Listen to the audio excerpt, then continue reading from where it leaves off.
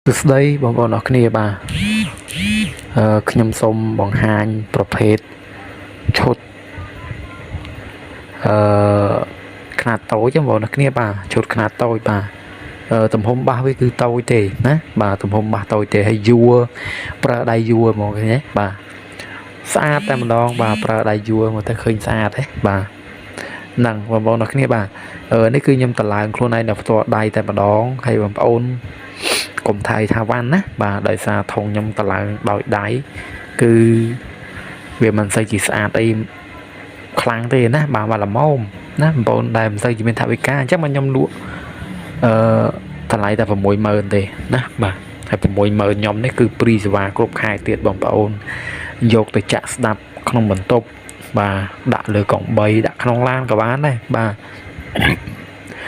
ការប្រើប្រាស់ភ្លើងវាគឺ diesel 12V រហូតដល់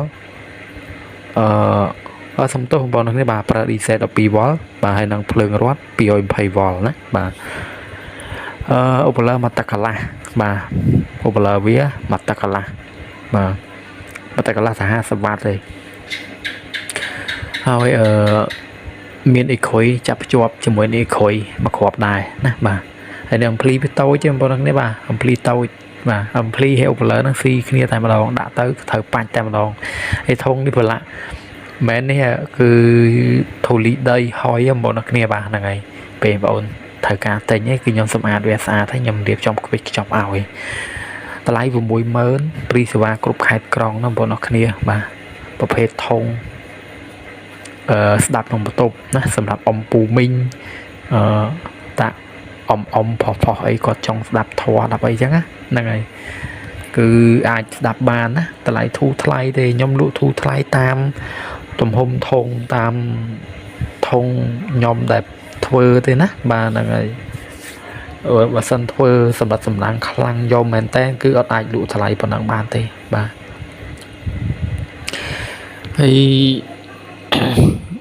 មានដៃយួរមេធំថៅបងប្អូនគ្នាបាទបើសិនបងប្អូនចង់បានគឺតាក់ទងតាមលេខទូរស័ព្ទទាំងពីរប្រព័ន្ធរបស់ខ្ញុំបាទស្អាតបងប្អូនគ្នាបាទតូចមកល្មមបាទ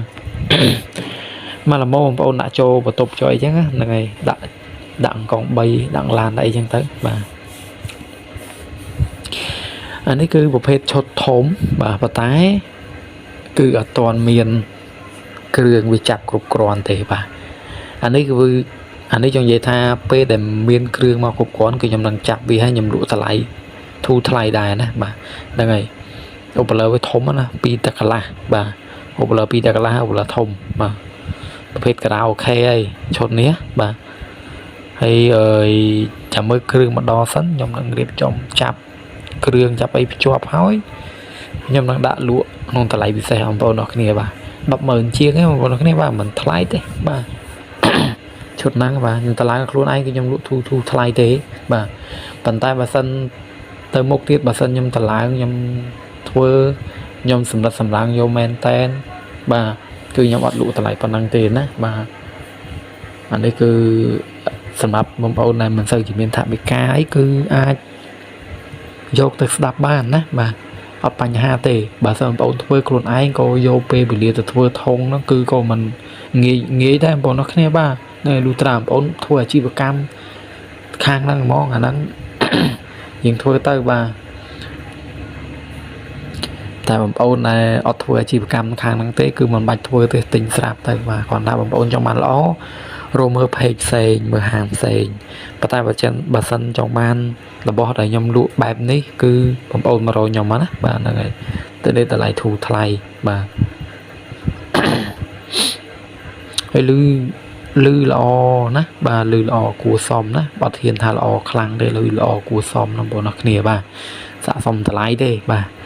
ចឹងអរគុណបងប្អូនគ្នាបាទវីដេអូមានតែប៉ុណ្ណឹងបាទចាំជួបគ្នានៅវីដេអូក្រោយបាទអរគុណ